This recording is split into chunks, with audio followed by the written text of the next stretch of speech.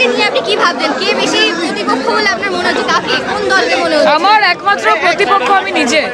মমতা ব্যানার্জির একমাত্র প্রতিপক্ষ মমতা ব্যানার্জি নিজে।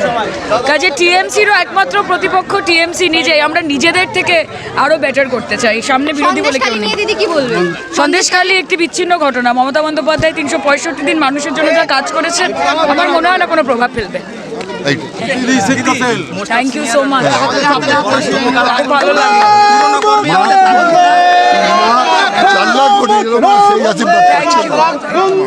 আমি আসবো, আমি দেখা করতে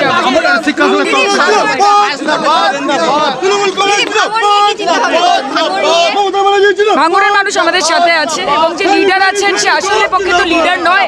সে কখন কোথায় থাকে কি করে বোঝা যায় না। ফলত ভাঙড় নিয়ে আমরা চিন্তিত নই, ভাঙড়ের মানুষ তৃণমূলের সাথে আছে। রাজপুর সোনারপুরে সায়নের রাজকীয় প্রচার। রাজপুর সোনারপুর পৌরসভার 34 নম্বর ওয়ার্ডে কাউন্সিলর বিশ্বজিৎ দের উদ্যোগে যাদবপুর লোকসভা কেন্দ্রের তৃণমূল কংগ্রেস প্রার্থী সায়নী ঘোষকে নিয়ে এক বর্ণাঢ্য শোভাযাত্রা। এই 34 নম্বর ওয়ার্ডের মহিলা গোষ্ঠীর দ্বারা মহিলাদের নিয়ে এই বর্ণাঢ্য মিছিল এবং সেই বর্ণাঢ্য মিছিলে এলাকার মহিলাদের চোখে পড়ার মতো ভিড় লক্ষ্য করা গেছে।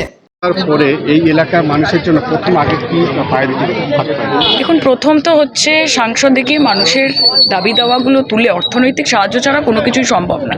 এবং কেন্দ্র যেই হারে মানুষকে, বাংলার মানুষকে বঞ্চনা করে চলেছে, আপনারা দেখুন গতকাল আবার 100 দিনের কাজের টাকা নরেন্দ্র মোদী ডিক্লেয়ার করেছে, যেখানে শুধুমাত্র বাংলাকে 5% বাড়ানো হয়েছে, ওয়েজ যেটাকে বলে।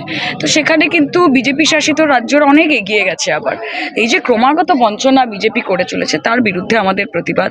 আমাদেরকে নিশ্চিত করতে হবে যে বাংলার মানুষের চাওয়া পাওয়া, তাদের দাবি দেওয়া, সেগুলো সংসদ থেকে তুলে আনা এবং বেটার স্কিম অফ থিংসের জন্য বেস্ট বেনিফিটটা বাংলার মানুষ এবং যাদবপুরের মানুষের জন্য নিয়ে আসা। প্রতিবারেই জেতে এবং 5 বছর করে থাকে, আপনি সেটা কি ভাবছেন? কি প্রত্যেকবারে জিতে যায় এখানকার সাংসদ, 5 বছরের বেশি থাকে না? প্রত্যেকবার জিতে যায়, এটাই তো বেস্ট কথা। 5 বছর থাক, 2 বছর থাক, মানুষ কিন্তু আস্থা তৃণমূলের ওপরেই রেখেছে, সেই জন্য সাংসদ প্রত্যেকবার তৃণমূলেরই হয়। এবার আপনি যে ট্রেন্ডটার কথা বলছেন, সেই ট্রেন্ডটা চেঞ্জ করার জন্য আমি এসেছি। আমি আশাবাদী। আমি শুধু থাকতে চাইলে তো হবে না, মানুষকে আমাকে রাখতে চাইতেও হবে। আমি আশা করবো না আমাকে রাখতেও চাইবে। থেকে বাড়িপুর, পূর্ব পশ্চিম সব জায়গায় প্রচারে যাচ্ছেন, কেমন সাড়া পাচ্ছেন? খুব ভালো সাড়া, খুবই পজিটিভ, ইতিবাচক। তৃণমূলের জন্য সেই সাড়া, মমতাদির জন্য সেই সাড়া। ব্যুরো রিপোর্ট, সোনারপুর বার্তা।